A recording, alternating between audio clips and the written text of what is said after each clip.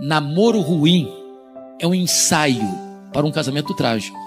Eu amo fazer casamento, mas eu amo mais ainda é ver um namoro ruim terminado. Tem namoro que devia ter um culto de ações de graças quando termina, porque não dá para entender a pessoa ter um namoro turbulento, complicado, briga todo dia, chega em casa com a cara amarrotada, cheia de lágrimas, atende um telefonema de meia hora e termina o telefonema chorando e achar que vai casar e vai dar tudo certo. Tem pai que acha que pai e mãe não devem interferir no namoro de filho. Eu acho que deve. Eu vou lhe dizer que quando pai e mãe interferem no namoro de filho, os filhos não ficam felizes não, sabiam? Eles ficam emburrados.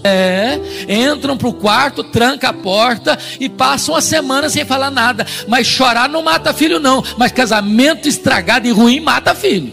Então você pai, você mãe, faça o favor de olhar bem o namoro dos seus filhos e se preciso for, dá um tapa na mesa. Está na hora de terminar com esse negócio.